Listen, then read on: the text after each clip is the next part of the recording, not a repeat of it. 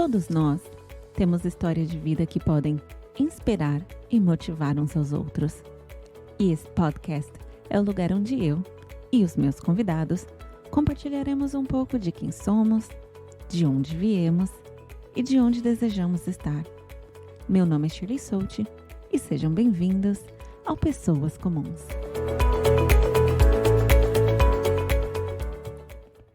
Olá, pessoas! Neste episódio, eu converso com a minha amiga Liu. Ela que é bancária, professora de biologia, que decidiu de uma maneira não comum fazer intercâmbio nos Estados Unidos e há mais de 8 anos mora lá. E hoje está conosco compartilhando a sua saga. Liu, seja bem-vinda ao Pessoas Comuns. Obrigada, você também. E é um prazer compartilhar essas informações para o crescimento das pessoas viver nos dias para ser feliz. Qual é a primeira lembrança da sua infância? Ok, a primeira lembrança da minha infância é com um shortinho vermelho e camiseta branca. É bem assim, essa imagem que eu tenho. Diplominha com chapéu de graduação, das graduações de criança, né? Do pré, todo mundo igual. Bem bacana. Minha infância foi no Jardim de Abril, e daí a gente tinha uma infância legal. Eu tenho 2 irmãs, e eu sou a Liu, mas meu nome é Elisângela, e eu gosto muito. Minha avó que pôs esse apelido, Liu, e aí ficou, todo mundo que me conhece me chama por Liu. Foi infância com muitos presentes, bicicleta, bonecas, assistindo muita TV. Quando eu fui para a quinta série, daí eu mudei para o Padroeira. Antes era uma casa alugada e no Padroeira minha mãe tinha uma casa grande, mas era de madeira. Eu tinha tanto orgulho dessa casa. Por quê? Era a nossa primeira casa própria, né? Era um barraco grande, eu considerava o barraco mais rico do Padroeira. Todo mundo ao redor tinha casa de alvenaria, né? E eu tinha a casa de madeira, que tinha 4 cômodos, tinha um poço. Eu achava isso maravilha. Era a Yeah. mansão das casas de madeira. Aham. Era a mansão da casa do Padroeira, né? Eu acho que era assim. Como você define a sua infância? Eu fui bem feliz. Apesar de ter crescido só com a minha mãe, ah, foi muito bom. Eu não considero a imagem do pai uma falta. Todo Natal eu aparecia com presente, né? Mas uma vez no ano de presença. Eu, pessoalmente, não fiz questão nenhuma de ter essa imagem comigo para o resto da vida. Então, não faz falta. O padrasto que eu tive, prefiro não comentar, porque tem alguns padrastos que são bons e tem alguns que não são tão bons assim. Mas eu fui muito feliz, graças a Deus. Assim, minha infância indo para Batista, meu avô ensinou, sabe? Era muito bacana. O que você sonhava ser quando crescesse? Olha, tanta boneca que minha mãe deu, eu falava, eu desmontava todas. Minha mãe falava que eu ia ser médica. Não gosto mesmo, até hoje. E, além de tudo, minha mãe, minhas irmãs, tudo enfermeira, menos eu. E eu queria mesmo ser professora de biologia, porque eu amo natureza, amo os animais, amo ficar olhando assim as águas caírem, rolarem. O que você mais gostava assim de fazer na infância, começo da adolescência? Você tinha algum hobby? Eu amava jogar vôlei, handball, lá nos campeonatos da escola, corria bastante. Mas aí eu tive uma fratura no joelho, água no joelho, daí eu não pude mais correr, né? E daí eu fui para o gol. Daí eu ajudava bastante no gol e eu amava. ter os campeonatos de handball. Eu ia em todos. Eu adoro handball. Eu lembro que quando eu estudava até no Leonardo, né, nas educações físicas, tinha handball. E eu era sempre a É, última a ser escolhida, porque eu nunca tive força no braço, né, para tacar a ah, bola. Até que descobriram que eu era boa no gol. Aí eu comecei a ser a primeira a ser escolhida e me mandavam diretamente para o gol. Olha só uma coisa em comum que a gente tinha. Porém, não era a nível de competição que nem você. E como foi a sua adolescência? e depois que comecei a ficar num colegial, né, comecei a ir na igreja, que é incomum entre nós. E aí comecei a participar bastante da igreja, e minha vida de adolescente foi bem tranquila também. No segundo ano colegial, eu comecei a trabalhar no McDonald's. Minha mãe não queria que a gente trabalhasse, né. Minha mãe foi super talentosa e esforçada para tudo, e chegou um momento da nossa parte de adolescência que a gente enfrentou bastante dificuldade nessa transição dos 12 até os 15 anos, 16 anos, sabe. Porque minha mãe não tinha uma profissão, então tenho essa imagem na minha cabeça que minha mãe foi para o colégio junto comigo, ela no primeiro, segundo e terceiro colegial, minha mãe estudou comigo, não na mesma sala, mas com os mesmos professores. Foi bem engraçado isso que eu sempre, falo: minha mãe é velha, mas ela tá ali, tá conseguindo reconquistar uma coisa que ela deixou para criar a gente, deixou de lado, né, os estudos dela e voltou a estudar. Daí é meu orgulho falar que minha mãe estudou comigo no colegial. Muito gratificante, né? Muito gratificante. E aí, depois disso, a gente, vendeu bolo, eu fazia bolo para minha mãe vender no Ceasa. E, assim, eu me orgulho também disso, porque foi uma fase bem dura, né. E ela estudava à noite para enfermagem. Em decorrer desse período, primeiro colegial e terceiro colegial, eu decidi, eu falei assim: acho que eu vou arrumar um emprego para ajudar minha mãe, né". E daí eu arrumei esse emprego, ah, no McDonald's. Oh, meu Deus, minha mãe não quis saber. "Você vai sair agora, você não precisa trabalhar, blá-blá-blá". Eu falei: "Tá bom". Daí eu fiquei escondida por 2 meses. E aí, assim, uns dias eu esqueci o meu uniforme no varal, daí ela: Que é isso?". Eu falei assim: "Ah, mãe, eu ainda continuo trabalhando. Você vai pedir demissão e você não vai ficar lá". Eu falei assim: "Ah, mãe, eu vou sim, porque tá me ajudando, eu saio da escola e vou trabalhar, e aí tá ajudando a gente, né". Aí ela: "Eu acho que não vai dar certo". E até que eu fiquei lá por 2 anos, e era super bacana, porque no seu aniversário eles cantavam parabéns, eu nunca tive festa de aniversário, e lá teve. Muito bacana. Eu achava demais. E você conseguiu promoções nesses 2 anos lá? Porque eu sei que para adolescente, né, o McDonald's é uma empresa, assim, boa, né, para como primeiro trabalho, né. Como que foi essa parte para você? Não foi. No segundo colegial que eu consegui, esse emprego. E aí a transição do terceiro colegial, paguei minha formatura, fiz a minha formatura, minha mãe não quis ir, minhas irmãs não quiseram ir, e eu fui toda orgulhosa, né, para minha formatura, paguei minha formatura, paguei meu álbum de formatura. E enfim, depois disso, tive bastante conexão com amigos, com pessoas que sabem outros lugares para trabalhar.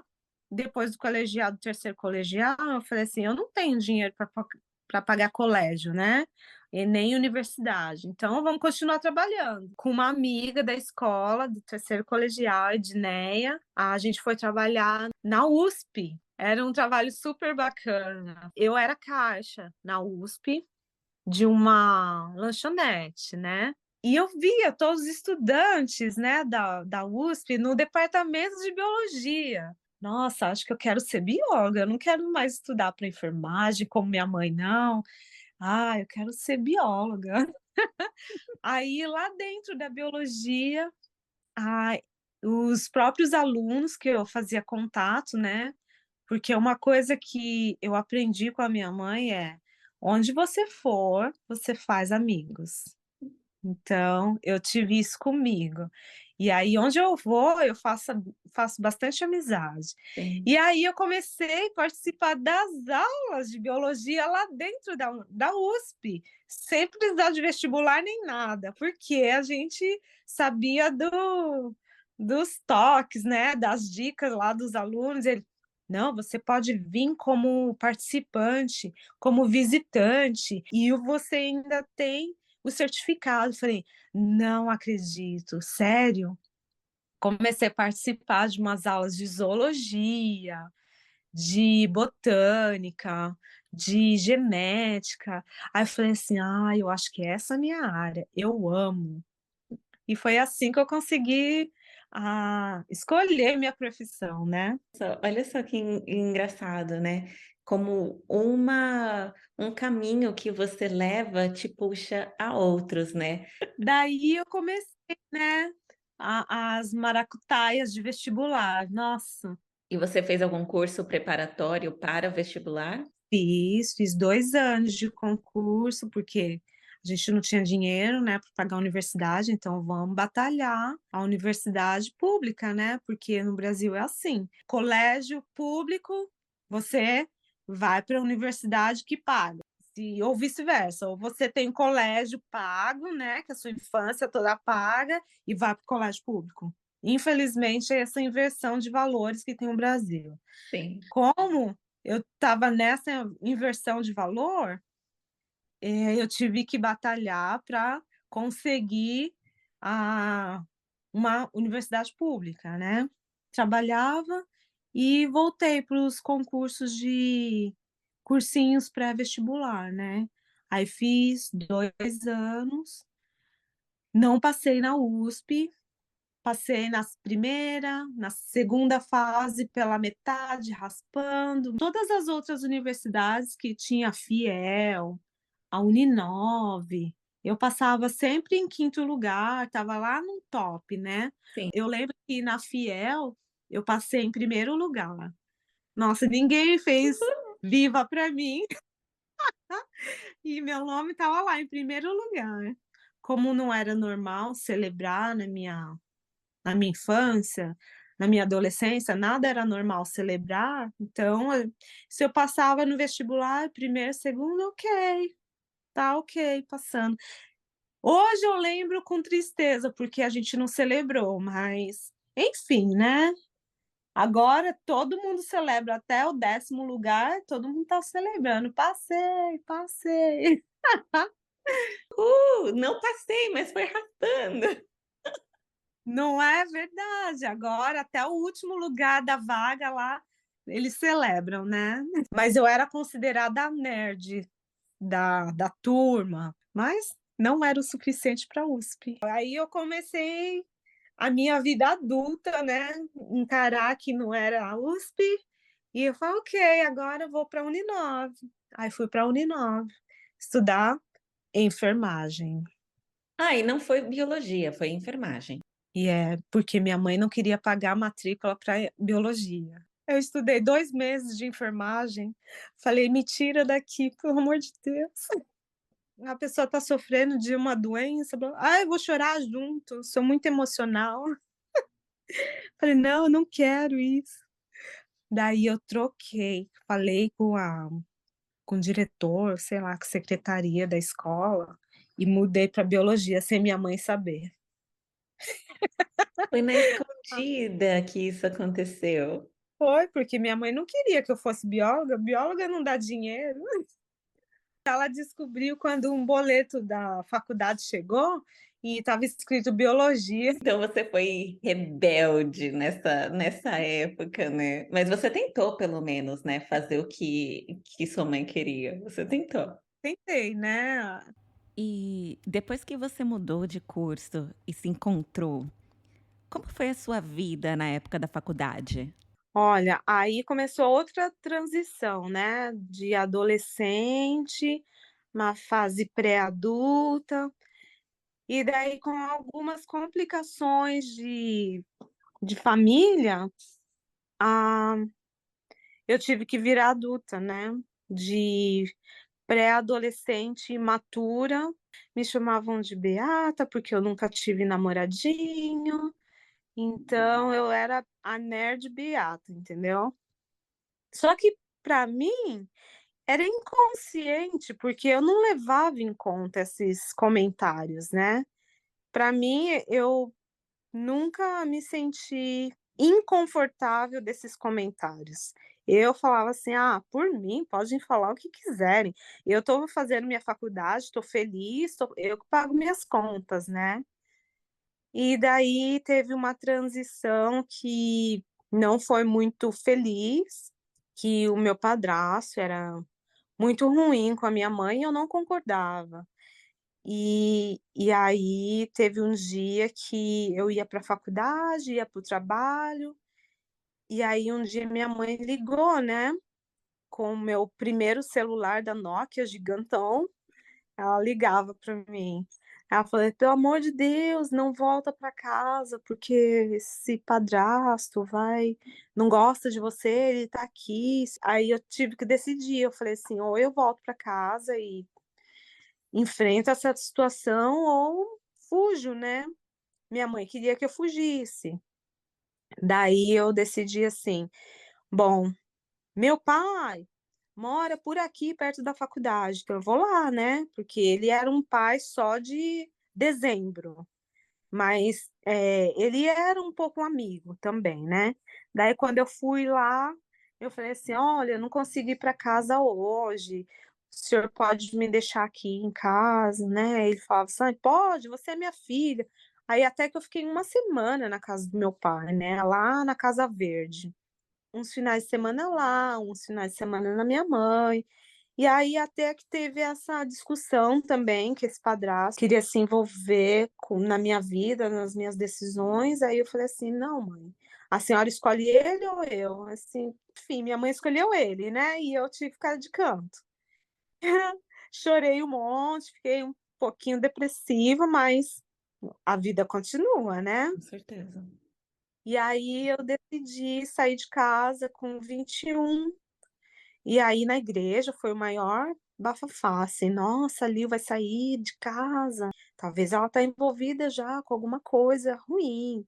Olha, eu ouvia tantos boatos, eu falei assim: "Olha, eu não vou escutar nenhum deles, né". Todos falavam o contrário, que não ia dar certo, que eu não ia conseguir, mas em tudo na minha vida eu coloquei Deus, porque, mesmo tendo uma adolescência beata, mesmo tendo uma adolescência meio que, sem graça, e aí eu fui meio que indo para minha parte profissional que me fazia bem.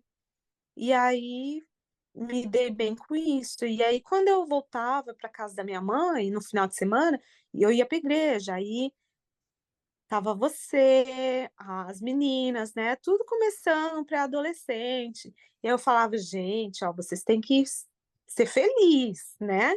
Que uma dessas voltas que eu ia final de semana para casa da minha mãe, eu pegava o meu primeiro carro, meu Ford Ka vermelho, Lembro. colocava 6 garotas, 6 garotas, tudo adolescente no carro e vamos que vamos, porque naquela época também não tinha GPS. Então a Não gente tinha que ir mesmo. pelos roteiros de ônibus, né. Sim. Oh, meu Deus, e a gente se divertia tanto. Aí a gente ia para os congressos, evento, aí eu coloquei todos vocês lá no carro, aí a gente foi para esse evento, a gente se perdeu lá no AMB Morumbi, né, na faculdade, mas a gente foi bem divertido, e isso eu gosto de lembrar, porque quando eu coloquei vocês todas no carro, eu falava assim para Deus: "Deus, coloca essas meninas para não ser beata, para curtir a vida e ser feliz". Curtimos a vida e estamos felizes. Você comentou, né, que Uma vez que na sua casa, sua vida familiar não estava da maneira tranquila e amigável, né, e na igreja já estava deixando um pouco a desejar, você se achou na sua profissão. Me conta um pouco sobre essa fase adulta. Olha, a partir desse momento que consegui essa transição de sair de casa, aí eu comecei a colocar metas, né, na minha vida. Aí minha meta era ter um bom trabalho e conseguir pagar minha faculdade e terminar, né, e conseguir ser professora e ter um nível melhor de vida do que minha mãe e do que minhas irmãs, né, porque, querendo ou não, eu fui por um caminho totalmente diferente das minhas irmãs. Minhas irmãs tiveram filhos com 16 anos, elas foram para a parte adulta muito mais rápido que eu, e eu decidi sonhar com a minha profissão. E aí deu certo. Eu fazia como se fosse acordo com Deus, né. Falei assim: "Deus, se não acontecer isso, eu acho que eu não estou certa, então o Senhor vai me mostrar outro caminho, né". E as minhas orações sempre deu certo, graças a Deus. E aí porque foi uma parte de decisão comigo. Se a igreja não gosta que eu vou para outro lugar, eu vou viver a minha parte com Deus. E aí, depois que eu saí da casa da minha mãe e saí da igreja, eu acho que falaram muita coisa de mim. Mas quando eu voltava para visitar a igreja, eu voltava sempre feliz, com sempre novidades, com sempre histórias vividas de fé, de que eu conquistei e que eu sou feliz, entendeu? Sim. E aí eu comecei a ver que eu mudei, não as pessoas mudaram. E aí eu consegui uma casa do lado da faculdade, um quartinho para alugar, e aí consegui um emprego, né. Segundo ano da faculdade, eu precisava de um trabalho melhor, né, comecei a ver em bancos, porque o Bradesco admitia muito adolescente, né, eu tenho um primo lá, e uma pessoa conhecida também pode me indicar, né. Aí fiz meu currículo, fiz as entrevistas e passei. Daí começou minha saga de desafios, que tudo que eu desafiava ou que eu achava que era um desafio, as pessoas falavam que eu não ia conseguir. Então eu colocava no meu coração: "Eu vou conseguir". Fulano falou que: "Você nunca vai entrar no Bradesco". Falei assim: eu vou". É muito bom provar o contrário, né, provar as pessoas contrárias. É verdade, dá mais a combustível para sua gana interior, falar assim: "Não, eu posso". Exato. E nisso perdi muitos amigos, né, daí eu comecei a ficar diferente, então, aí saí da igreja, e aí perdi algumas amizades, ganhei outras, aí comecei meu trabalho, 10 anos de Bradesco, e bióloga. Aí comecei a saga de concursos para passar no estado, para uma boa, posição para dar aula, né. Consegui dar aula, consegui realizar meu sonho, sou professora de biologia do estado, e ganhando bem, e bancária. Daí eu costumo dizer que eu sou BBB, bióloga, bancária e bonita, né, porque eu tinha uma autoestima negativa.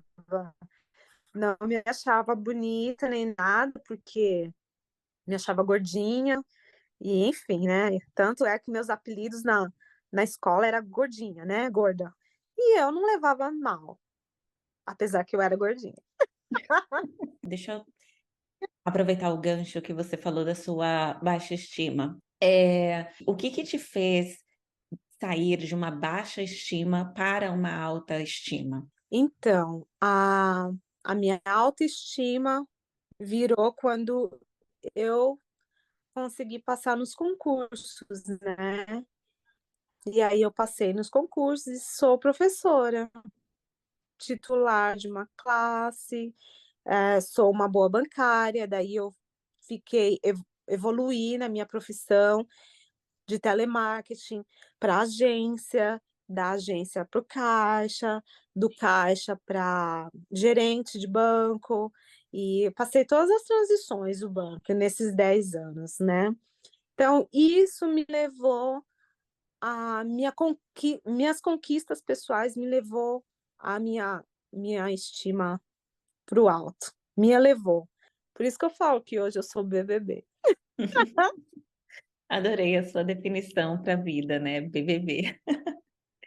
E você trabalhando com muito sucesso nas suas profissões, né, a cada concursos passados e tudo mais, você chegou ao patamar, assim, máximo, né, de onde ir.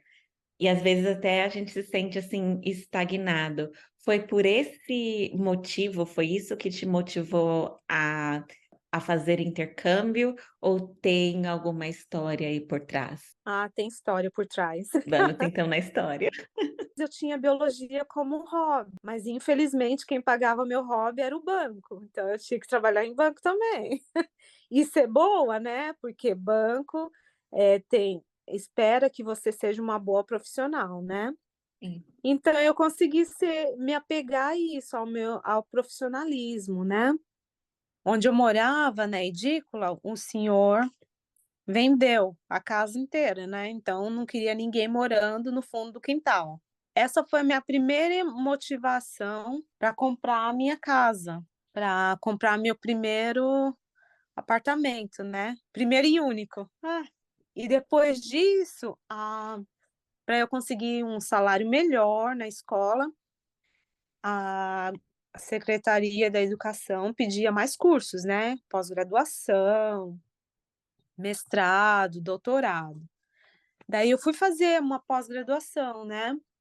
E aí um desses cursos me fez encontrar de pós-graduação, me fez encontrar um professor super mega exigente. Aí ele falou assim: "Olha, se você tirar essa nota, você vai trabalhar no laboratório".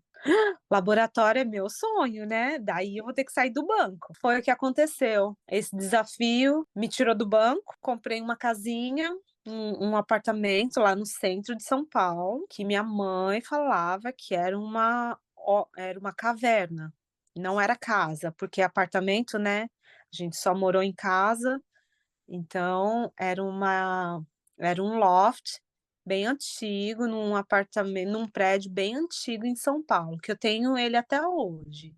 Tô tentando vender.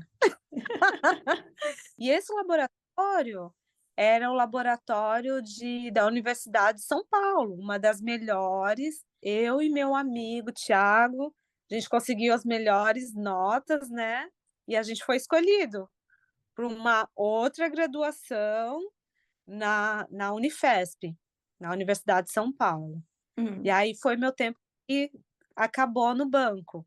Fiz muitos amigos, muitos amigos importantíssimos na minha vida, na minha posição de adulta, que eu tenho até hoje.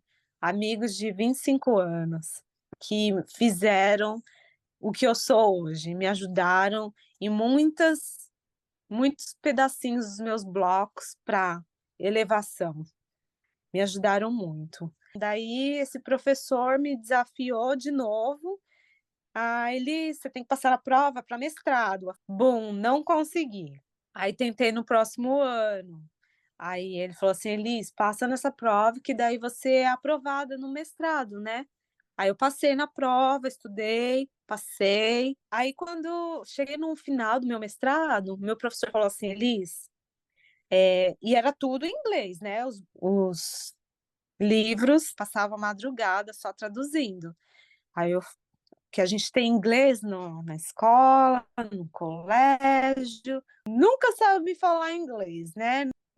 Para eu receber o meu mestrado, meu diploma de mestrado, o professor falou assim: "Elis, você tem que falar fluente inglês, e você tem que passar no TOEFL, que é recomendado para quem faz mestrado, e é a transição do mestrado para o doutorado. Você tem que ter a titularidade em inglês do TOEFL. E aí vai lá eu estudar de novo, né? E passei no TOEFL, né? Mas para você fazer o doutorado, você tem que falar fluente em inglês. Daí, para ter um dinheirinho extra, a gente sempre faz umas coisas, né? Aí Sim, eu era babysitter do professor. Um menino de 5 anos fala inglês fluente e eu aqui tendo TOEFL, não sei falar nada. sim, E aí eu fiquei meio que frustrada, entendeu? E daí esses desafios indo e vindo, e paguei minha casa. E aí minha irmã, um dia ela disse assim para mim: "Eu vou para os Estados Unidos". "Ah, eu vou para Massachusetts".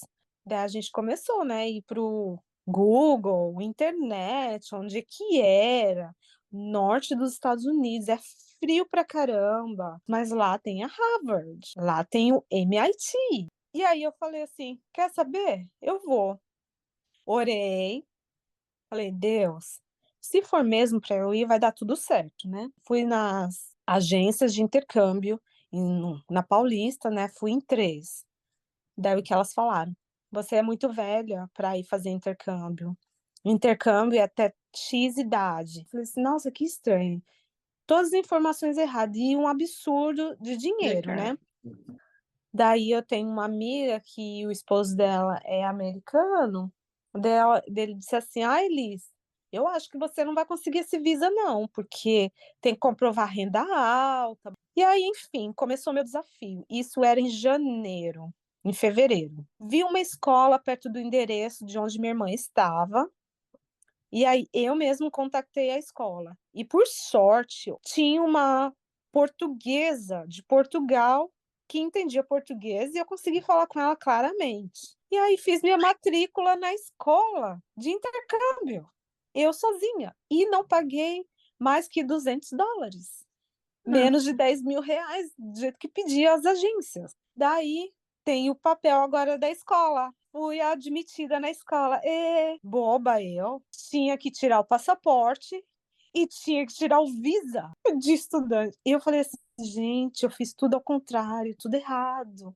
Isso vai dar errado", porque quando eu fiz a matrícula, é um tempo de admissão, né, 30 dias. E era em junho. Eu tenho que correr com o visa e o passaporte também.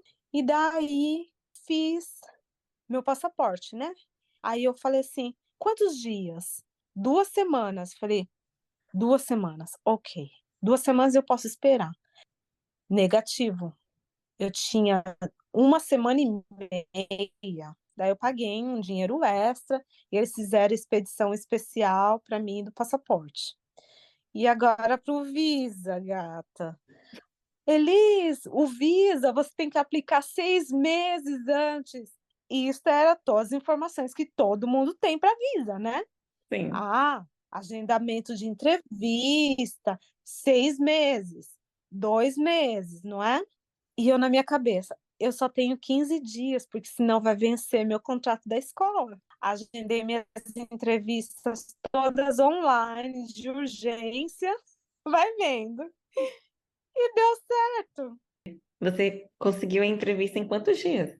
1 semana, Não acredito, uma era pra dar semana. certo. E daí eu falei assim: "Agora tem que receber o carimbo do Visa, né". Daí outro milagre: "Elis, depois da entrevista, é 30 dias no mínimo para expedir o Visa". Aí eu falei: "Ah, Deus, eu fiz tudo errado". Aí chegou no dia da entrevista, você não vai acreditar. Aí o moço me perguntou: "Ó, mas o que que você faz?". "Ah, sou professora do estado". "Pra que que você vai?". "Porque vou fazer o doutorado e meu professor pediu pra eu fazer intercâmbio, né". Boba, boba. Aí ele me perguntou: "Quando é a sua passagem?". "Pra amanhã". Que a doida aqui já comprou o bilhete de passagem também, né, tudo. Porque julho já vai começar e eu estava no último semestre da escola, né, e aí eu estava pronta para dar as férias para os alunos e pegar minhas férias, dia 1º de julho, ou pelo menos da última semana de junho, a gente está dando férias, né, para os alunos, né, você tem que fechar diário, a vida de professor, né, fechar Sim. diário, fazer as coisas, deixar tudo ok. E eu me agendando assim, ok, nesse dia eu compro a passagem. E eu comprei e fiz tudo antes, todos os espaços antes. E o cara falou assim: "Você tá de brincadeira comigo?" Eu falei assim: "Não". Aí ele: "Você tem a passagem com você?" Eu falei: "Tenho". Aí eu mostrei, ele falou assim: "Nossa, é para amanhã mesmo". Ok, ok, boa sorte, vá com Deus. Amanhã, 7 horas da manhã, você vem aqui no consulado pegar o seu passaporte e viajar. Bingo! Yeah! Eu tenho Visa em um dia. Em 24 Gente, horas, meu Visa foi carimbado. gente, eu nunca vi uma história de visto tão louca assim. Foi prova de fé. Por quanto tempo você fez a matrícula para a escola que você iria fazer o intercâmbio? E qual era a sua expectativa chegando nos Estados Unidos? Expectativa positiva para 2 meses de Visa. Tranquei minha posição na escola, e aí não falei para ninguém que eu vinha. Minhas amigas professoras me levaram no aeroporto, tranquei minha casa com tudo, coloquei meu carro para vender, para pagar todas as coisas se eu precisasse, né. E aí eu vim. E como foi a adaptação? Ah, foi terrível, porque Boston é bonito, é lindo, agora você está aqui na cidade da Harvard. E aí a adaptação foi horrível. Nunca me vesti para neve, e aí você tem que se adaptar e vestir, né. E aí, como eu nunca tive um bom relacionamento com as irmãs, né, nunca fomos amigas, amigas, amigas, só companheiras de casa, eu costumo falar isso. E aí, depois de 2 semanas que eu estava lá, ela falou assim: "Olha, você aqui a vida é assim, você vem, aluga um quarto e você tem que viver sua vida, pagar suas contas, né. Você aprende e vai viver a vida, você tem que aprender a se vestir, você tem que aprender a usar os ônibus", e eu aprendi tudo isso, tudo que eu não tinha, né, nunca experimentado. De viver uma vida no gelo. E aí eu cheguei aqui, fui para a escola, não aprendi nada de inglês, a professora me deu o certificado de intercâmbio, essa foi a primeira escola, né. Me falou tanta coisa, e aí eu chorei, porque eu não entendia nada que ela falava. E isso foi depois de 2 meses que você estava na escola? É, 2 meses na escola. E aí nesses 2 meses foi os desafios de viver na América, como conversar, como falar, como pedir, como se comunicar. E a Sim, gente aprende do zero a comunicação, né. E exato. assim foi. Eu lembro que quando eu fiz o meu intercâmbio, né, eu já falava, entendia tudo, tudo assim, né, eu entendia o inglês, falava que nem índia, né, me quer alguma coisa, mas eu falava. Aham, aham, E e aí eu lembro que quando eu cheguei na casa que eu ia ficar durante aquelas 3 semanas, tinha uma outra menina, uma chinesa, e nós chegamos e aí começamos a ver, assim, estava faltando alguma coisa. No primeiro dia, né, na adaptação, você chega com a tua mala, mas você precisa, né, do aham. dia a dia, de comida, e tal. Aí eu lembro, assim, que ela veio com um rolo de papel higiênico, ela falou assim: "Como que é isso em inglês? Como que a gente vai ir e comprar? Porque esse daqui é o único que a gente tem". Verdade. A gente aprende do zero a comunicação, né. Depois de todo esse perrengue do intercâmbio, qual é o conselho que você dá para as pessoas que querem estudar fora do país? Fazer Liu Style? O jeitinho brasileiro da Liu? Se você for no meu jeitinho brasileiro, é muita fé, viu, porque tirar o visto e pedir o carimbo por um dia é muita fé. Dá certo. Se você não confiar nas organizações brasileiras de intercâmbio e for por você mesmo, Online a gente super consegue as coisas, entendeu? Se tiver uma boa comunicação, você consegue contato com uma boa escola e fazer todo o trâmite um pouco mais barato do que uma escola de intercâmbio. E que nunca é tarde. As escolas me falavam: "Oh, é muito tarde para você ir", mas não, não é tarde não. A gente sempre consegue. O intercâmbio mesmo bom é de 6 meses.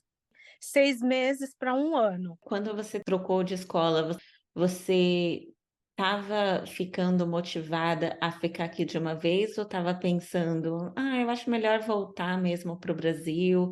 Qual era o seu pensamento naquele ponto, de querer ficar de vez, de certa forma, ou de voltar para casa, né, e para o trabalho que você tinha trancado, a escola e tudo mais? Olha, eu nunca tive motivação e interesse nenhum de ficar, pelo contrário, né, todo mundo falava: "Ai, Elis, você pode ficar". Ah, mas dentro de mim, eu ficar como imigrante, e aí eu quando você está na escola, você começa, aí eu transferi de escola para Target, e aí você consegue entender como que é a vida de imigrante.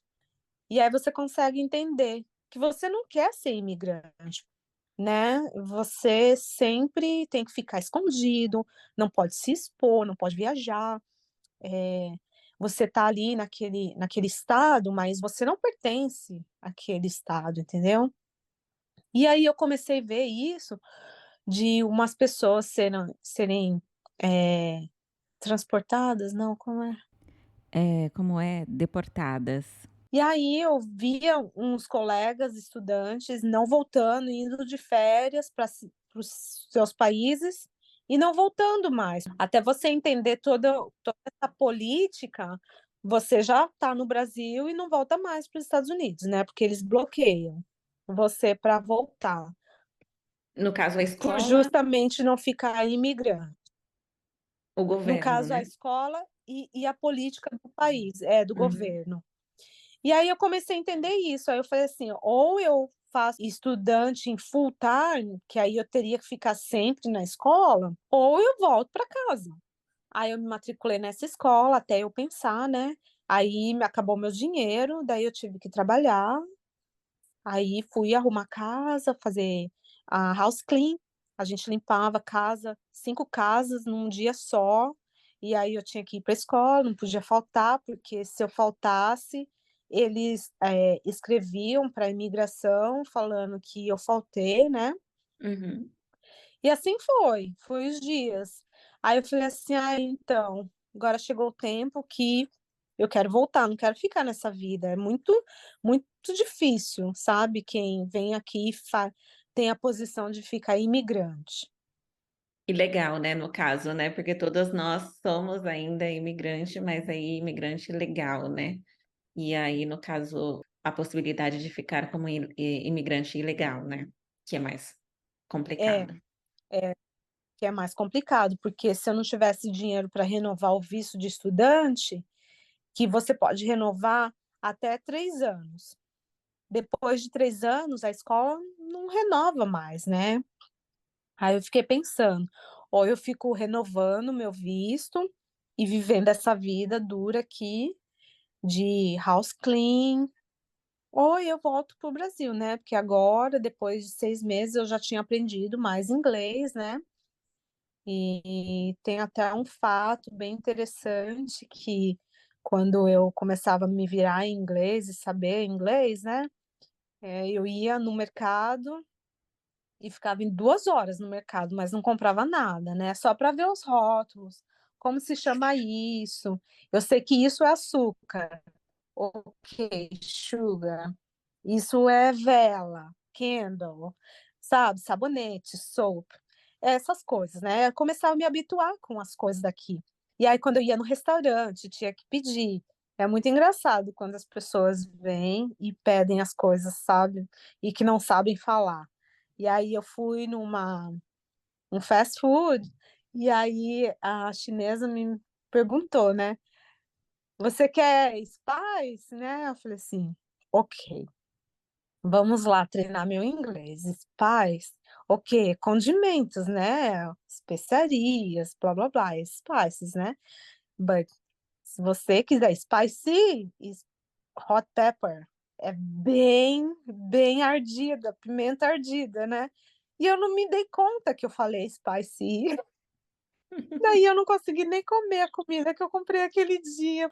E aí foi assim, né? Aí eu falei assim, bom, já que o mês que vem eu vou embora, né? Vou começar, tem que treinar bem, né? E aí nada me motivava a voltar também, porque aqui só teria o quê? A escola, um namoradinho, mas que esse namorado não dava em nada. Uhum.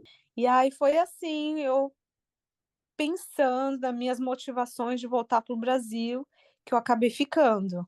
E aí, como minha motivação sempre foi oração, a pedir para Deus o que eu quero fazer, qual o meu direcionamento, né? Aí eu falei assim, ok, agora eu vou voltar para a escola, vou voltar. Tive uma experiência nos Estados Unidos que foi muito legal, desafiante, mas que eu aprendi bastante inglês. Agora eu consigo conversar, consigo falar e vou aplicar para o meu doutorado, né? Então agora consigo falar, né? Meu professor vai aprovar, né?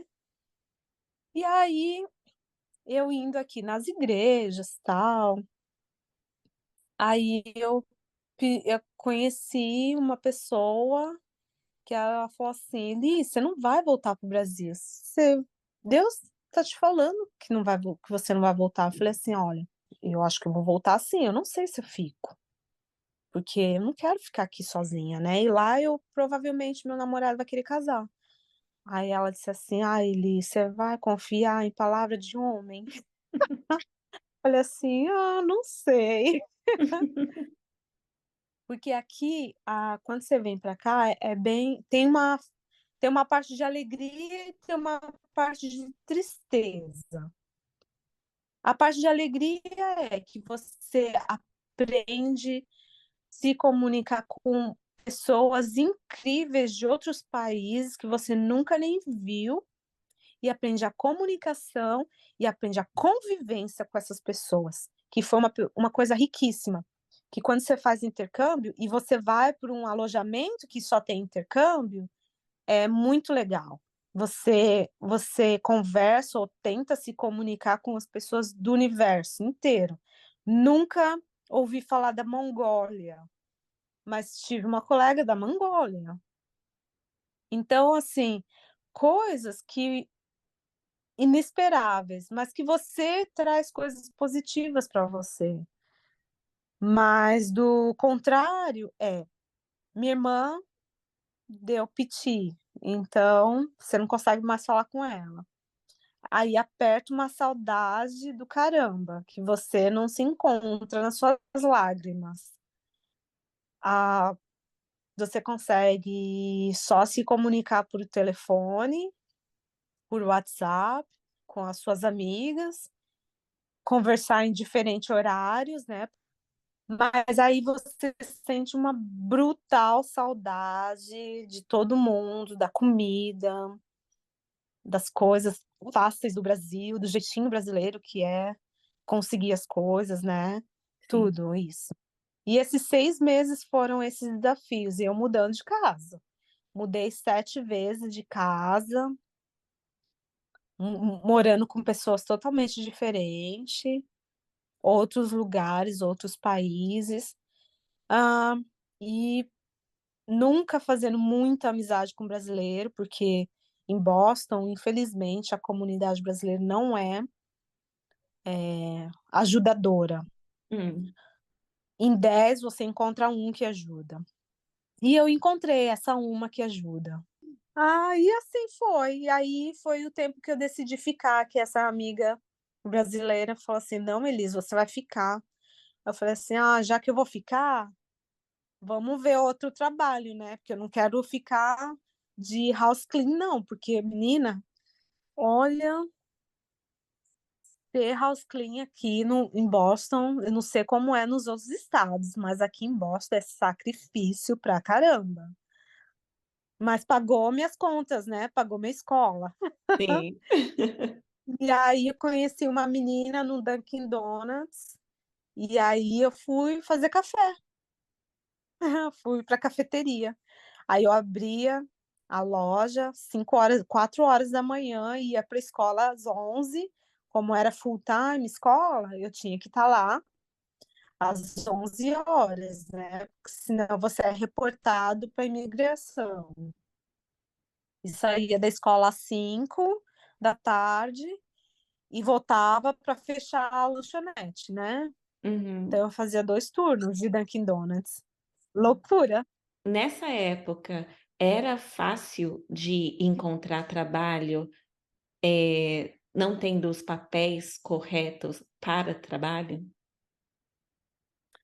Eu não sei, porque quando eu consegui, eh, trabalho no Dunkin' Donuts, eu consegui com meus documentos de De estudante. estudar Então ah, verdade. eu não sei como funciona para quem não é. Ah, é bom saber disso, porque às vezes as pessoas pensam: "Ah, eu vou, chego lá e trabalho", mas também é importante dizer que não é assim, chega lá e trabalha, porque às vezes você não consegue emprego se você não tiver os documentos corretos, né. Isso, e aí eu lembro que o moço que me admitiu, ó, a moça que me admitiu, ela é brasileira. Ela falou assim: "Elis, infelizmente, eles não admitem mais quem não tem documento, mas como você tem os papéis tudo em dia, meu Visa estava em dia e eu tinha renovado meu Visa para estudante, tudo certinho, e estendido para mais um ano meu visto de estudante, e aí, com esse código de estudante, eu podia trabalhar 4 horas. E aí já tinha 3 meses de cafeteria. Olha, até a calcinha cheirava café. Falei: "Não aguento mais não, eu quero fico voltar para minha vidinha de professora". Sim, Quero imagino. a vida minha vida de professora, minha vida estável, meu carro. Sim. E aí, Deus mudou minha história, né. E como foi essa mudança? O que que veio na tua vida e mudou tudo? Aí eu ia comprar o bilhete, né, para voltar. E aí, nessas indas e vindas pra cafeteria, né, morta de cansada, porque ia de manhã, ia à noite para fechar, ia estudar full time, e neve. E aí, nisso tudo, eu falei assim, era mais motivos para eu ir embora do que ficar. Aí meu coração estava sempre fechado. Meu coração fechado, não abria para ninguém, só tinha os paquerinhas que começavam a vir com graça, né. Sim. "Ah, você é brasileira? Ah, brasileira, ah". E aí os americanos sempre têm paciência de conversar, né, de falar com você, de abrem, são abertos para entender você e te ensinar. Todo mundo falava: "Ó, não fala com americano, não tenha relacionamento com americano, porque eles são horríveis, tudo errado, toda a Uhum. impressão errada". E Sim. aí, né, eu com meu coração fechado, e tal, e aí veio o Felipe, um dia nessa cafeteria, e ele é bus driver, e e aí o ônibus quebrou e ele foi nessa cafeteria pedir café, né, e donuts. E aí ele falou assim: "Ah, me dá seu telefone", eu falei: "Não". Aí ele falou assim: "Então eu deixo o meu". Aí ele deixou o telefone dele lá. Eu falei: "Ok". Joguei fora, né. Daí quando outra vez, ele foi lá de novo: "Você não me ligou?" Eu falei assim: "Não". "Ah, ok, não", deixou o telefone de novo, né. Uhum. Daí assim, ah, daí eu fui pra casa nesse dia e falei com a minha essa amiga brasileira: "Olha, tem um americano que fica me passando o telefone, será que eu ligo?" "Elis, não se relaciona com americano, você nunca ouviu isso?" Aí eu falei assim: "Ah, eu já ouvi isso". Falei: "Tá bom, então eu vou deixar pra lá, né". Aí eu deixei pra lá. E aí eu fui fazer de novo minha rematrícula na escola. O Felipe tinha me passado o telefone dele, mas eu não tinha dado bola, né. Aí o que aconteceu, eu fui na escola entregar os documentos, e eu não sabia que ele era bus driver. E eu tinha que passar, né, pelo estacionamento de bus driver na cidade de Charleston, né? E aí, quando eu atravessei a rua, quem atravessa a rua? Uhum, Felipe? Felipe. E aí ele falou assim: Elis, me liga, me liga. Aí eu falei: bom, pelo menos vai ser um contato que eu vou treinar meu inglês, né? Eu acho que eu vou Sim, ligar. Deu um chabu nos documentos, né? Eu fiquei parada na escola por 5 horas. E aí, nisso tudo, o ônibus quebrou. E o Felipe também ficou lá no estacionamento, né, de ônibus. Daí, quando eu terminei meu negócio da escola, eu fui embora e eu tive que atravessar de novo o estacionamento de ônibus. Quem eu encontro no estacionamento, atravessando a rua de novo? Felipe. Felipe. Eu falei assim: 2 vezes no mesmo dia? É um Não sinal. é. Aí eu liguei, porque depois disso, né? Aí num dia de sol, coloquei os shorts, fui caminhar, fazer minha caminhadinha, minha meia corrida, falando com Deus, né? Falei: Deus, se for mesmo para eu ficar, me mostra, me dá um sinal, porque eu não quero me relacionar com ninguém e ser uma das brasileiras que fala assim: ah, eles veio para cá para casar, encontrar americano e casar, né? Porque Sim, é essa figura que brasileiro tem aqui, sim. querendo ou não, né? E tem no Ah, Brasil também, né? Porque a maioria, você chega no Brasil e fala assim, ah, você foi pra lá só pra casar, né? Tem esse não, estigma lá e aqui. e aqui? E Mas é, também é entre brasileiros, porque ninguém mais fica pensando nisso. não, é só brasileiro que pensa nisso. E aí, assim, eu nunca tive sorte em namoro, nunca pensei em casar, queria um relacionamento, né? Mas aquela coisa, né? Você vai estudando, estudando, e essa coisa fica em terceiro plano. Sim, Não é o seu objetivo, né? E assim foi para mim. E aí, esse dia que eu saí na rua falando com Deus, parecia uma louca, falando sozinha, né, na rua. Quem passa buzinando? Felipe. Felipe. Eu nem sabia que esse homem dirigia assim aqui na minha região, né? Porque era longe. Ele mora 1 hora e meia do lugar onde eu morava. Uhum, E ele trabalha a 45 minutos de onde eu trabalho. entendi. São rotinas e trajetos diferentes. E a Uhum, gente, e deu nisso, né? Eu falei assim: olha, isso foi um sinal de Deus. Aí eu comecei a comunicar com ele. Aí ele me levava flores num Dunkin'. Ó, foi aquela coisa romântica. E aí ele me pediu para sair, né? Eu falei assim: nossa, outro tabu, né? sim. Nossa, eu não vou sair. Você imagina eu sair sozinha? Eu moro aqui nesse lugar sozinha. Eu vou sair com o americano? Jamais. Aí eu falei assim: não. Elis, vamos no restaurante jantar? Não. Ó, vamos tomar um café de manhã? Não. Vamos, vamos só no mall, né? No No shopping? shopping. Não. Tá doida? No shopping ainda? Tá doida? Se ele me sequestrar no estacionamento do shopping, minha mãe vai me matar, porque eu dei ouvidos, né? Aí um dia ele falou assim: e onde que você quer ir pra gente conversar, né? Aí eu falei assim: ah, a gente pode ir na igreja. Fui bem curta e grossa, né? Sim. Aí ele falou assim: eu vou na igreja com você.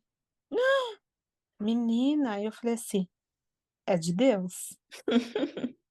Daí eu encontrei uma igreja evangélica muito boa, chama Hilltop, que vai jovens, né, estudantes, e aí eu ia lá, né? Aí começou o meu relacionamento com o Felipe.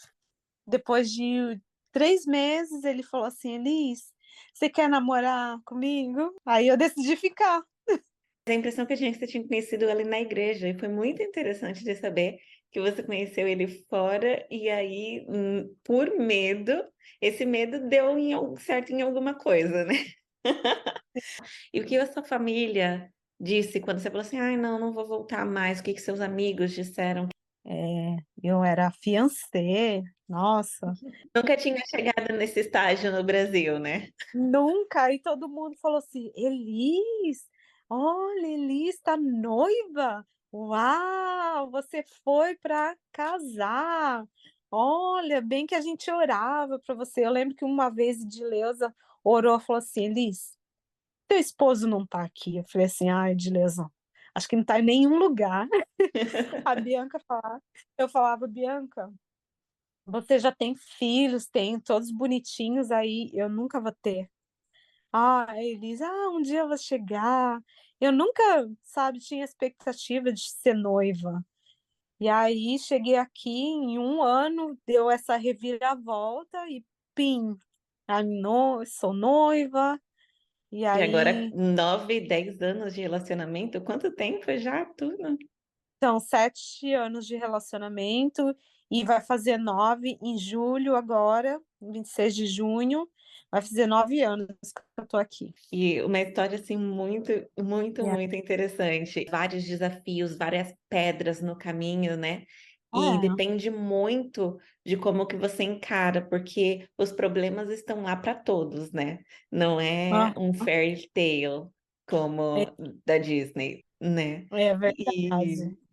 a minha pergunta é: depois que você conseguiu viver a parte mais gostosa, né, que foi encontrar a pessoa que hoje está do seu lado há 7 anos, encontrar uma base, né, encontrar um outro lado da Lil, né, da Elis, porque aqui você é conhecida como Elis, o que que de bom, assim, ou de desafios você encontrou sua nova fase, uma vez que você passou tantos anos assim, solteira, desacreditada?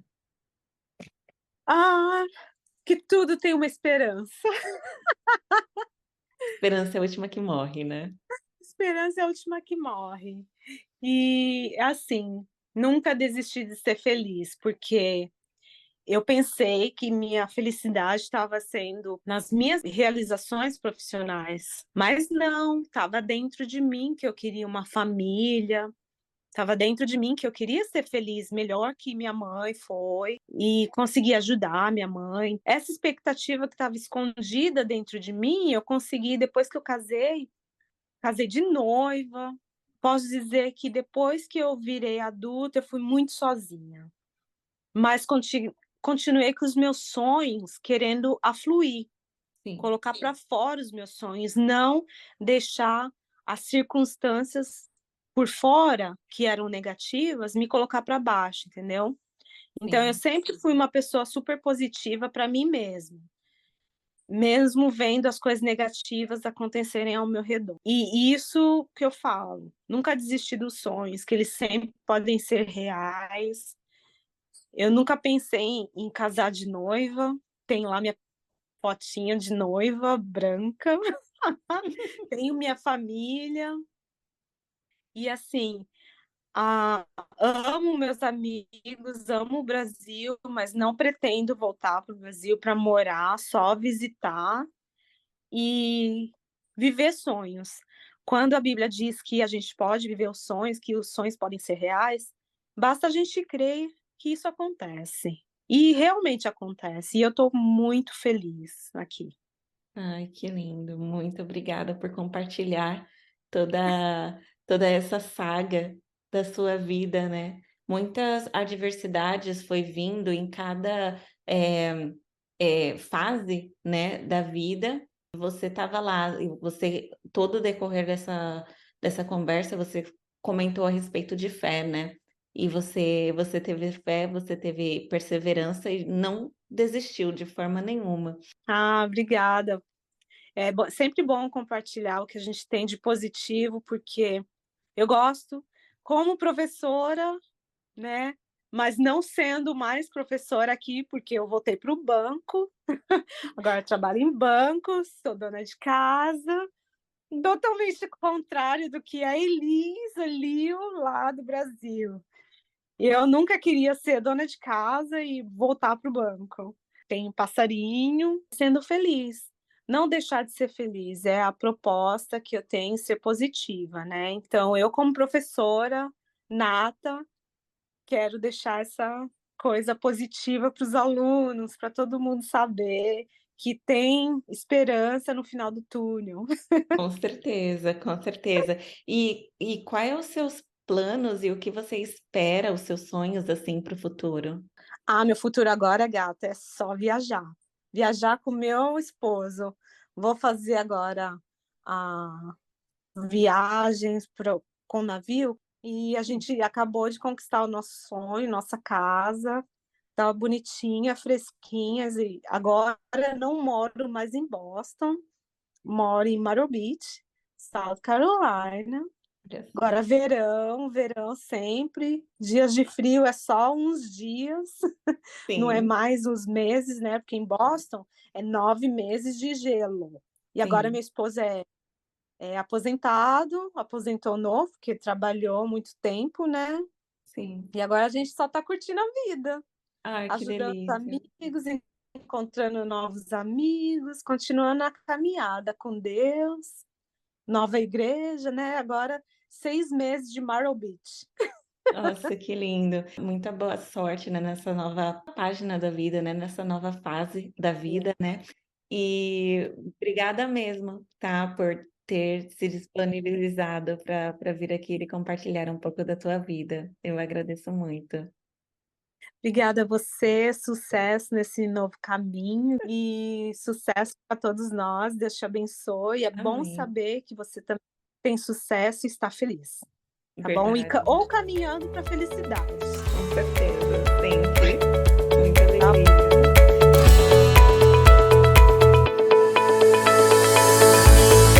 Muito obrigada pela sua audiência. Nos sigam nas páginas do Facebook, Instagram e YouTube e até o próximo episódio.